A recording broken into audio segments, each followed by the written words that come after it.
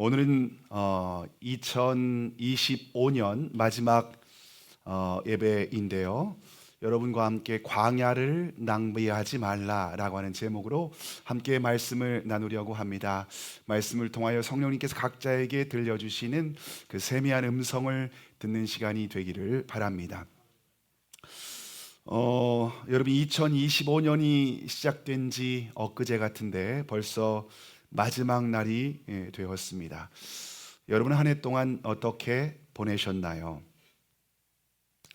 여러분이 어떤 시간을 보냈는지 저는 정확하게 다 알 수는 없습니다. 그러나 분명한 것은 여러분에게 2025년도에도 분명히 광야의 시간이 있었을 겁니다. 어떤 사람은 예상치 못한 경제적인 어려움으로 인해서 광야의 시간을 보냈을 것입니다. 또 어떤 분은 육체의 질병으로 인하여서 광야의 시간을 보내신 분도 있습니다. 또 어떤 분은 가정에서의 관계의 문제로 인하여서 광야의 시간을 보내신 분도 있을 겁니다. 우리의 삶이 모습이 다 다르지만 각자 하나님께서 허락하신 광야의 시간을 통과했다는 것은 분명합니다. 자, 그러면 광야는 여러분 어떤 곳일까요? 광야는 사람이 살 수 있는 땅이 아닙니다. 낮에는 뜨거운 태양이 내리쬐고 밤에는 혹독한 추위가 엄습하는 곳이 바로 광야입니다. 곳곳에는 뱀과 전갈의 위험이 도사리고 있습니다. 근데 하나님께서 이스라엘 백성들을 구원하신 후에 인도하신 곳은 바로 광야였습니다. 자, 그러면 왜 광야로 인도하셨을까요? 신명기 8장 2절의 말씀을 함께 읽겠습니다. 시작.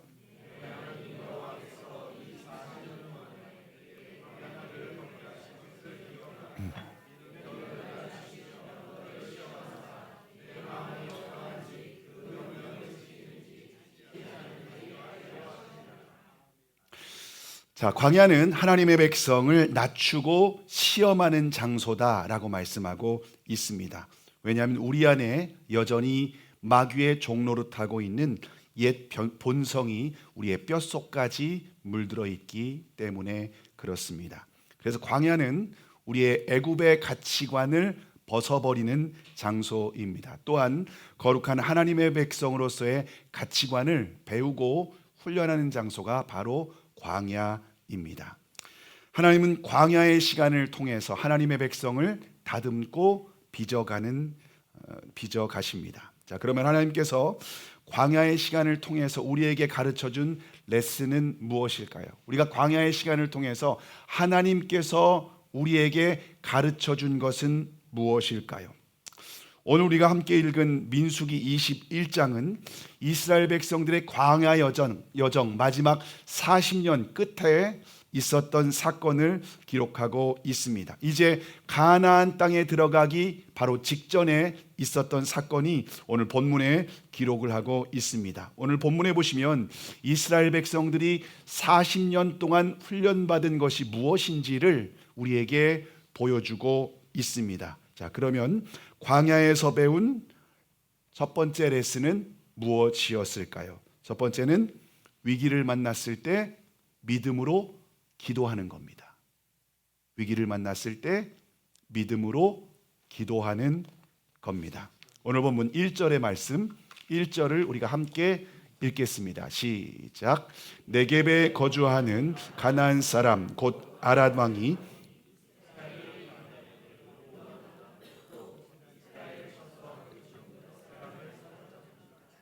자, 이스라엘 백성들이 광야에서 예상치 못한 위기를 만나게 됩니다.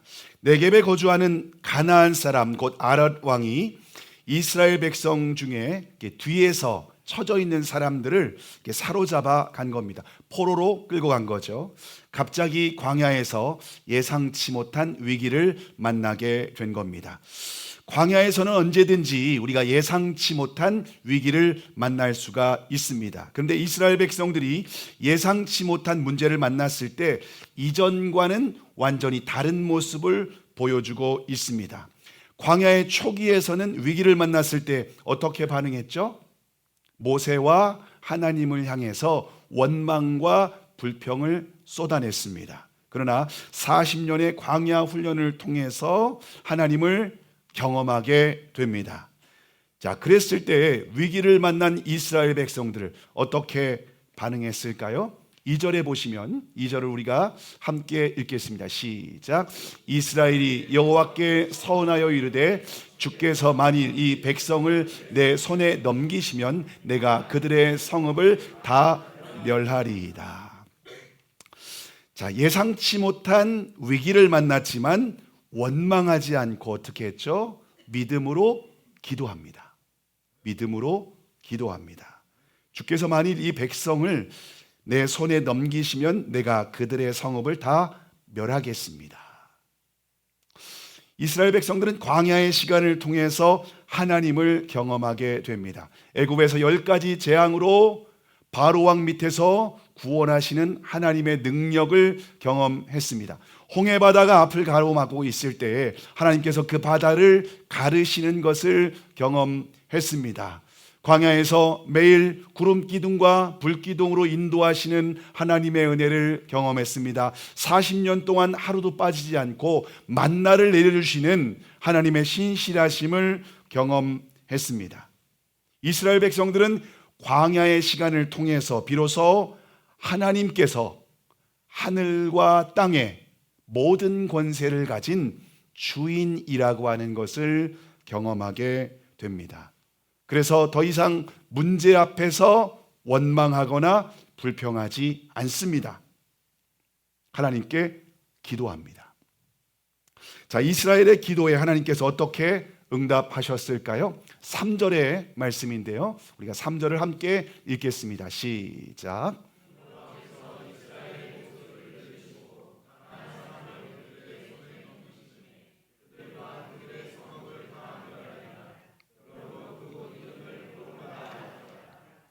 자, 하나님께서 이스라엘의 목소리를 들으셨다라고 말하고 있습니다.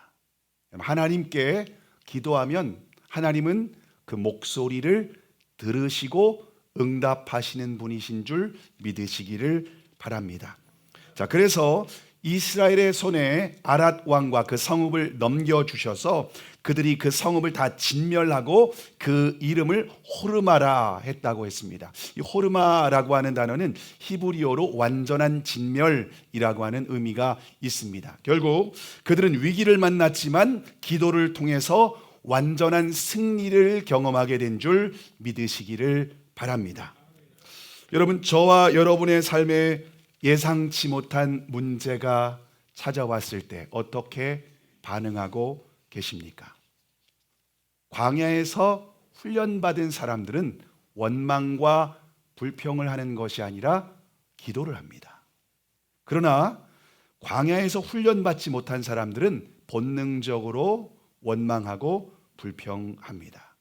자, 그런데 광야에서 우리에게 위기가 찾아왔을 때 원망하고 불평하면 광야가 끝나지 않습니다.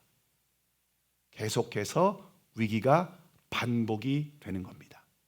위기 앞에서 원망과 불평으로 반응하는 것이 아니라 믿음으로, 기도로 반응할 때까지 하나님은 우리에게 광야의 위기를 허락하십니다. 여러분, 믿음으로 기도하는 사람은 이스라엘의 목소리를 들으시는 하나님께서 저와 여러분의 기도를 들으시는 줄 믿으시기를 바랍니다.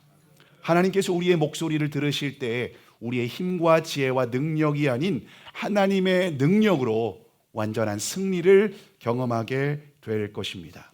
그러나 너무나 많은 그리스도인들이 광야에서 위기를 만났을 때에 믿음으로 반응하는 것이 아니라 본능적으로 반응합니다. 자, 그러면 위기 앞에서 믿음으로 반응하려면 어떻게 해야 될까요? 우리도 믿음으로 반응하고 싶은데 안 되는 거예요. 본능이 앞서는 거죠. 믿음으로, 기도로 나아가는 것이 아니라 본능이 앞서는 거예요. 왜 그럴까요? 어떻게 해야 될까요? 왜냐하면 우리가 모세와 같이 회막에서 하나님과 교제하는 시간을 갖지 않았기 때문에 그렇습니다. 여러분, 우리가 믿음으로 반응하려면 회막에 나아가 하나님과 친밀하게 교제하는 시간이 필요합니다. 그러나 주님과 교제하는 것은 저절로 되는 것이 아닙니다. 반드시 훈련이 필요합니다. 매일 주님과 교제하기 위해서는 결단해야 됩니다. 삶의 우선순위를 정해야 합니다. 매일 시간과 장소를 정해놓고 기도해야 됩니다. 매일 주님과 친밀하게 교제하는 사람은 문제 앞에서 당황하지 않습니다. 왜냐하면 문제보다 더 크신 주님과 함께 교제하고 있기 때문에 그렇습니다. 그런데 주님과 친밀하게 교제하지 않는 사람은 문제 앞에서 당황할 수밖에 없습니다. 왜냐하면 문제 앞에서 주님이 보이지 않기 때문입니다. 그래서 본능적으로 반응할 수밖에 없는 거죠. 저는 교회를 개척하고 난 후에 하나님께서 가장 많이 훈련시키신 것이 무엇인가 하면 바로 기도입니다. 매일 시간과 장소를 정해놓고 하나님 앞에 나아가서 기도하는 것을 계속해서 훈련하도록 하셨습니다. 코로나 때에도 시간과 장소를 정해놓고 기도하는 시간은 빠지지 않았습니다. 그럴 때 하나님께서 주신 은혜가 얼마나 크고 놀라운지 모릅니다. 개척교회 현실은 매일 위기가 찾아옵니다. 그런데 하나님께서 매일 주님과 교제할 때에 본능적으로 반응하지 않고 믿음으로 반응할 수 있도록 은혜를 베풀어 주셨습니다. 여러분, 매일 시간과 장소를 정해놓고 기도하시기를 바랍니다. 광야에서 반드시 기도 훈련이 되어야 됩니다. 기도를 통해서 주님과 교제하면 더 이상 본능으로 반응하지 않고 믿음으로 반응하게 됩니다. 믿음으로 반응할 때에 하나님의 응답을 경험하게 되는 줄 믿으시기를 바랍니다. 하나님께서 완전한 승리를 이루시는 것을 경험하게 될 줄로 믿습니다. 더 이상 광야의 시간을 낭비하지 마시기를 바랍니다. 위기 앞에서 기도로 나아가서 완전한 승리를 경험하는 저와 여러분이 되기를 주님의 이름으로 축복합니다. 다음으로 광야에서 배운 두 번째 레슨은 무엇일까요? 두 번째는 승리했을 때 더욱 마음을 지켜야 합니다. 오늘 본문 4절과 5절을 함께 읽겠습니다. 시작.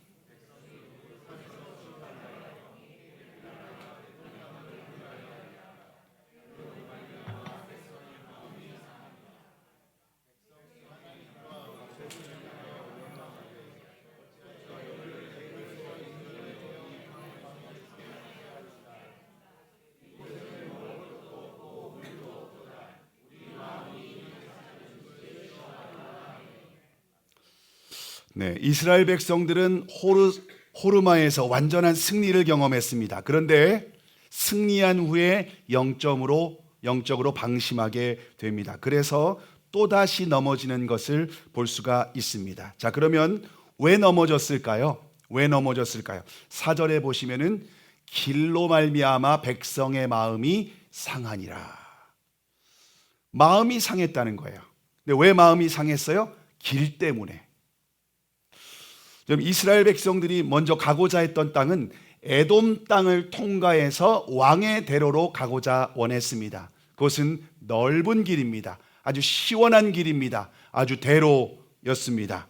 그런데 에돔 족속이 허락하지 않아서 다시 에돔 길을 우회해서 광야로 들어가게 됩니다. 자신의 계획대로 되지 않은 거예요. 넓은 길이 아니라 좁은 길을 가게 된 겁니다. 여러분, 그래서 그 마음이 상했다. 다시 말하면 낙심하게 된 겁니다. 여러분, 믿음의 사람이 낙심하게 되면 얼마나 무서운지 아십니까? 마음이 낙심하게 되면 하나님께서 베풀어 주신 은혜를 망각하게 됩니다. 그들은 40년 동안 하나님께서 구름 기둥과 불 기둥으로 인도하고 계십니다. 그리고 매일 만나를 내려주셔서 하나님의 기적을 경험하며 살아가는 백성들입니다. 그런데 그들이 뭐라고 하죠? 우리를 왜 애굽으로 인도해서 이 광야에서 죽게 하는가? 이곳에는 먹을 것도 없고 물도 없고 이 하찮은 음식 만나 더 이상 지겨워서 못 먹겠다. 하나님의 은혜, 하나님의 기적, 하나님의 역사를 그들은 부정하고 있는 거죠. 마음이 낙심하게 되면 하나님의 은혜를 망각하고 또다시 원망하고 불평하게 됩니다. 자, 그러면 광야에서 원망하고 불평하면 어떻게 될까요? 오늘 보면 6절의 말씀인데요. 6절을 함께 읽겠습니다. 시작. 여호와께서 불뱀들을 백성 중에 보내어 백성을 물게 하심으로, 하나님께서 불뱀을 보내십니다. 그리고 원망과 불평하는 사람을 다 물게 하십니다. 여러분, 원망과 불평을 하면 반드시 사단이 틈을 타고 역사합니다. 사단이 역사하면 우리 안에 있는 소중한 것들을 다 훔쳐갑니다. 믿음, 소망, 사랑, 은혜, 기적, 약속, 축복, 모든 것들을 다 빼앗아 갑니다. 그러면 마음에 평안과 기쁨이 사라지게 됩니다. 예배를 드려도 은혜를 못 받습니다. 말씀을 들어도 깨닫지 못합니다. 결국 마귀에게 종노릇하게 되는 겁니다. 자, 그런데 원망과 불평의 말은 사탄만 듣는 것이 아니에요. 하나님은 우리의 기도만 들으시는 것이 아니라 원망도 들으십니다. 민수기 14장 28절의 말씀인데요. 함께 읽겠습니다. 시작. 그들에게 이르기를 여호와의 말씀에 내 삶을 두고 맹세하노라. 너희 말이 내 귀에 들린 대로 내가 너희에게 행하리니. 하나님이 자신의 생명을 두고 살아계심을 두고 맹세하고 있습니다. 너희 말이 내 귀에 들린 대로 행하리라. 마음을 지키지 못하고 상하게 되면은 결국 입술에서 독한 말을 쏟아내게 되어 있습니다. 근데 자신의 입으로 쏟아낸 말은 결국 자신의 삶에서 그 열매를 거두게 되어 있다는 겁니다. 자, 그러므로 우리가 위대한 승리를 경험한 후에 반드시 마음을 지켜야 합니다. 잠언 4장 23절의 말씀인데요. 함께 읽습니다. 시작. 모든 지킬 만한 것 중에 더욱 내 마음을 지키라. 생명의 근원이 이에서 남이니라. 내 마음을 지켜야 돼요. 승리한 이후에 사단이 역사할 수 있습니다. 우리를 넘어뜨리려고 하는 거죠. 여러분, 그때 틈을 보여야 되지 말아야 됩니다. 우리의 마음을 지켜야 됩니다. 자, 그러면 왜 우리의 마음이 낙심하게 될까요? 왜 낙심하게 될까요? 이스라엘 백성들의 마음이 왜 상했죠? 자신들이 계획했던 길이 아니라 다른 길로 인도하셨기 때문입니다. 다시 말하면 우리가 기도했는데 응답받지 못하면 마음이 상하죠. 우리가 계획하고 준비했는데 하나님이 그 길을 열어주시지 않을 때 마음이 상하게 되는 겁니다. 자, 그런데 우리의 계획대로 되지 않았을 때 여러분 상하지 마시기를 바랍니다. 하나님을 더욱 신뢰하시기를 바랍니다.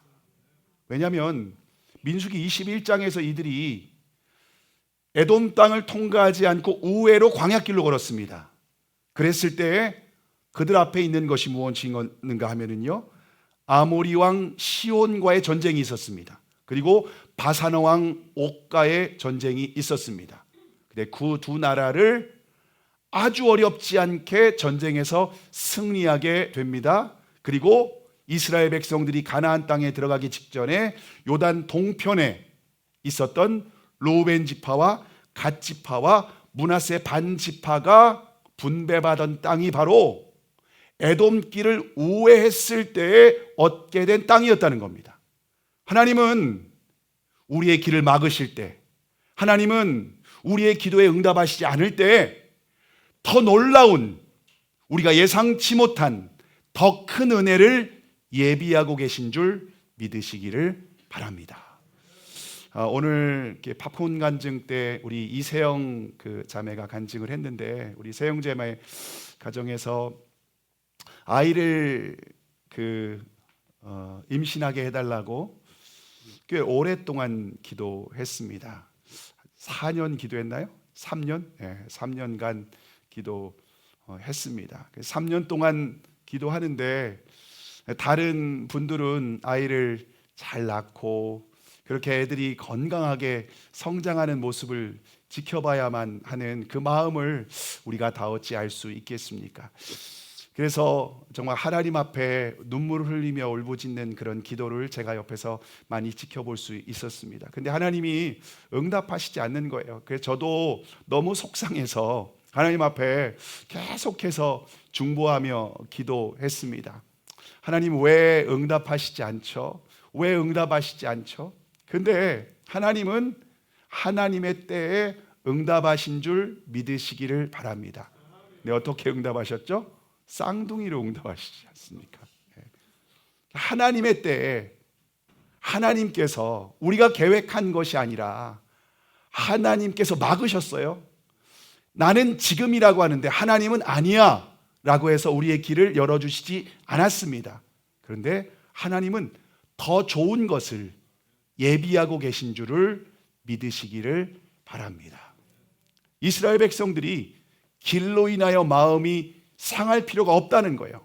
하나님이 우리의 길을 막으셨을 때 여러분 감사하실 수 있기를 바랍니다. 하나님은 우리를 위해서 더 좋은 것, 더 놀라운 것, 우리가 예상치도 못한 크고 비밀한 일을 계획하신 줄 믿으시기를 바랍니다. 2025년 여러분이 기도한 제목들이 있을 겁니다. 어떤 분들은 응답받은 분들도 있고 어떤 분들은 응답받지 못한 분들도 있을 겁니다. 근데 여러분 응답받지 못한 것은 노가 아닙니다. 웨이트일 수 있습니다. 조금만 기다려라. 주님께서 2026년에 여러분의 삶 가운데 더욱 놀라운 은혜로 응답해 주실 줄 믿으시기를 바랍니다. 자, 마지막으로 광야에서 배운 세 번째 레슨은 무엇이었을까요? 세 번째는 실패했을 때 곧바로 회개해야 합니다. 실패했을 때 곧바로 회개해야 합니다. 오늘 본문 7절의 말씀 7절을 함께 읽겠습니다. 시작.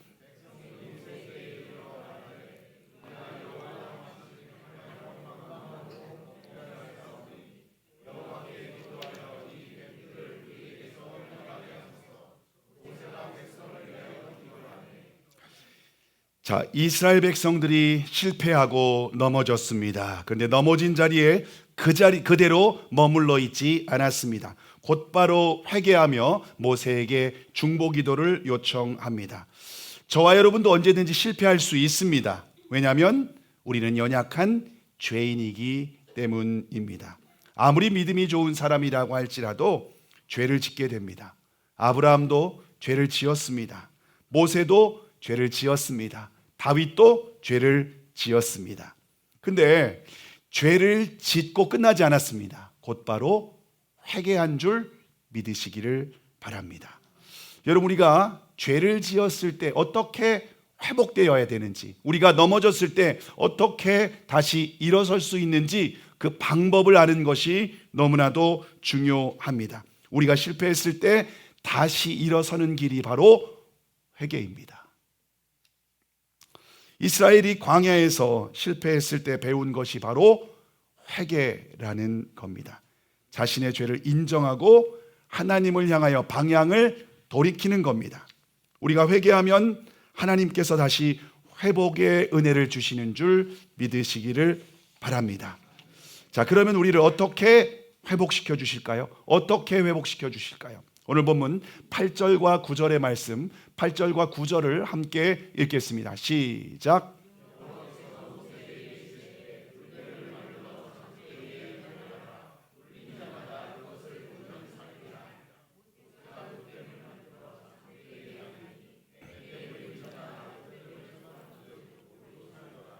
자, 하나님께서 모세에게 느닷없이 놋뱀을 만들라고 말씀하십니다. 놋으로 뱀을 만들라고 하십니다. 여러분, 광야에서 놋을 구하기가 쉽습니까? 결코 쉽지 않습니다. 근데 제가 이스라엘 성지순례를 했는데, 그런데 이곳에 실제로 놋이 발견됐다는 겁니다. 고고학자들이 이곳에서 놋이 많이 발굴이 되었다고 합니다. 그곳에 하나님께서 놋이 있으니까 그 놋을 구해다가 뱀의 형상을 만들어서 나무 위에 높이 달라고 말씀을 하십니다. 그리고 선포하라고 말씀을 하십니다. 놋뱀을 장대 위에 달고 그것을 보는 자마다 살리라. 놋뱀을 보는 자는 살리라 라고 하면서 모세에게 선포하라고 말씀을 하십니다. 여러분, 뱀에 물려 지금 죽어가고 있는 상황입니다. 독이 온몸에 퍼지고 있습니다. 그런데 모세가 외치고 있는 모세의 목소리가 들립니다. 그런데 사람들은 둘로 나누어지게 됩니다. 첫 번째 사람들은 뱀에 물렸는데 왜 놋뱀을 바라보라는 거야? 말이 돼? 이건 너무 비상식적이지 않아? 너무 황당하지 않아? 야, 빨리 약이나 구해와. 지금 모세가 노망이 났나 봐. 쓸데없는 소리 하고 있어 라고 모세의 말을 무시하는 사람들입니다. 두 번째 사람들은 상식적으로 이해되지 않습니다. 근데 하나님께서 모세를 통해서 말씀하신 대로 놋뱀을 바라보는 사람들이 있었습니다. 근데 놀라운 것은 놋뱀을 바라보는 사람들은 모두 이 뱀의 독으로부터 해독이 되고 살아났습니다. 한 사람도 예외 없이 모두 다 치유함을 받았습니다. 반면에 놋뱀을 바라보지 않은 사람들은 다 죽었습니다. 하나님의 말씀이 때로는 우리의 상식적으로 이해가 되지 않을 수 있습니다. 근데 하나님의 말씀은 진리입니다. 왜냐하면 창조주 하나님의 말씀이기 때문입니다. 예수님께서 이 모세의 놋뱀 사건을 인용하시는 것을 볼 수가 있습니다. 요한복음 3장 14절과 15절의 말씀 함께 읽겠습니다. 시작. 모세가 광야에서 뱀을 든 것 같이 인자도 들려야 하리니 이는 그를 믿는 자마다 영생을 얻게 하려 하심이니라. 여러분, 우리는 모두 뱀에 물린 사람들과 같습니다. 우리는 모두 사탄에게 물려서 우리 몸에 독이 퍼지고 있는 상태입니다. 근데 죄의 싹은 사망입니다. 우리는 영원히 심판을 받을 수밖에 없는 죄인이라고 성경은 분명하게 말씀하고 있습니다. 그래서 우리는 아무리 결단하고 다짐해도 또다시 넘어집니다. 죄를 지을 수밖에 없습니다. 그래서 하나님은 우리가 마귀의 독으로부터 해독이 필요한 걸 아셨습니다. 그래서 외아들이신 예수 그리스도를 이 땅에 보내시고 우리를 마귀의 독으로부터, 그 죄로부터 해독시켜 주시기 위해서 예수 그리스도께서 나무에 달리셨습니다. 나무에서 자신의 물과 피를 다 쏟으심으로 말미암아 저와 여러분의 죄값을 대신 지불하신 줄 믿으시기를 바랍니다. 그리고 우리를 향해서 이렇게 외치고 계십니다. 나를 보는 자마다 살리라. 나를 믿는 자는 살리라. 나를 영접하는 자마다 영생을 얻으리라. 여러분, 예수님의 말씀을 듣고 사람들은 두 가지 반응을 할 수가 있습니다. 내가 지금 경제적으로 이렇게 어려운데 무슨 예수님을 바라보라는 거야? 내 몸이 이렇게 아파서 죽어가고 있는데 무슨 예수님을 바라보고라고 지금 시끄럽게 떠드는 거야? 우리 가정이 이렇게 파탄이 나고 엉망이 됐는데 왜 예수님을 바라보라는 거야? 라고 하며 성령이 하시는 음성을 외면하는 사람들이 있습니다. 그러나 경제적인 어려움과 육체적인 질병과 관계의 어려움으로 인하여서 여러 가지 문제 가운데 있을지라도 예수님을 바라보면 산다고 하는 성령님께서 우리에게 말씀하시는 그 음성을 듣고 주님을 바라보고 주님을 의지하고 주님께 나아가는 사람은 치유와 회복의 놀라운 은혜로 함께 하시는 줄을 믿으시기를 바랍니다. 안개가 자욱하게 깔린 망망대해 가운데 한 어선이 표류를 하고 있었습니다. 거센 파도는 계속해서 배를 때리고 있었습니다. 이대로 가다가는 분명히 배가 자초될 것이 분명합니다. 그런데 사방을 뒤덮은 안개 때문에 도무지 앞이 보이지 않습니다. 선원들은 그 배 안에서 공포에 떨면서 죽음만 생각하고 있었습니다. 네, 그때 선장이 선원들을 향해서 이렇게 외쳤습니다. 파도를 바라보지 마세요. 이리저리 요동치는 배를 바라보지도 마세요. 저 멀리 희미하게 비추는 등대의 불빛을 바라보세요. 그 빛은 생명의 빛입니다. 그 빛을 따라가면 반드시 살 수 있습니다. 선원들은 선장의 말을 따라서 희미하게 보이는 등대의 불빛에 시선을 고정했습니다. 그리고 그 등대를 향해서 방향을 잡고 필사적으로 항해를 한 결과 마침내 항구에 안전하게 도착할 수 있었습니다. 저와 여러분의 인생은 안개 낀 바다와 같습니다. 파도가 몰아치고 우리의 시선을 흔들어 놓을 때가 많이 있습니다. 그때 우리가 무엇을 바라봐야 될까요? 사람을 바라봐야 될까요? 상황과 환경을 바라봐야 될까요? 그러면 아무런 소망이 없습니다. 더욱 절망할 수밖에 없습니다. 우리의 인생의 광야에서 우리가 바라보고 주목해야 될 분은 오직 예수 그리스도인 줄 믿으시기를 바랍니다. 요한복음 14장 6절에서 주님께서 우리에게 이렇게 말씀하십니다. 함께 읽겠습니다. 시작. 예수께서 이르시되 내가 곧 길이요 진리요 생명이니 나로 말미암지 않고는 아버지께로 올 자가 없느니라. 여러분, 예수님은 우리의 인생의 길이 되십니다. 광야길에 여러분, 우리를 인도하시는 길이 바로 예수 그리스도입니다. 예수 그리스도는 진리이십니다. 우리가 무엇을 해야 될지, 어디로 가야 될지 옳고 그름을 판단할 수 없을 그때에 예수 그리스도를 바라보면 무엇이 진리인지 깨닫게 됩니다. 그리고 예수 그리스도는 우리의 생명이 되십니다. 우리의 죽어가는 생명의 영생이 되시고 이 땅을 살아갈 때에도 참된 기쁨과 만족으로 살아갈 수 있는 참된 생명인 줄을 믿으시기를 바랍니다. 2025년 여러분의 마음이 광야길로 인하여서 마음이 낙심했습니까? 여러분, 눈을 들어 예수 그리스도를 바라보실 수 있기를 바랍니다. 예수 그리스도를 바라볼 때에 주님께서는 저와 여러분을 치유해 주실 뿐만 아니라 우리의 인생길을 가장 안전한 곳으로, 가장 좋은 곳으로 인도하여 주셔서 우리의 인생을 가나안 땅으로 이끌어 가실 줄로 믿습니다. 말씀을 마치려고 합니다. 여러분, 2025년 이제 몇 분 남지 않았습니다. 하나님께서 한 해 동안 여러분에게 광야를 통해서 가르쳐준 레슨이 있습니다. 그것을 기억하시기를 바랍니다. 첫 번째 레슨은 위기 가운데 있을 때 어떻게 해야 되죠? 믿음으로 기도하시기 바랍니다. 2026년에도 예상치 못한 위기가 찾아올 겁니다. 그때 여러분 당황하지 마시기를 바랍니다. 믿음으로 기도하시길 바랍니다.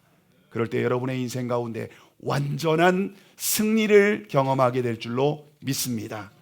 또한 승리한 후에 여러분 마음을 지키시기를 바랍니다.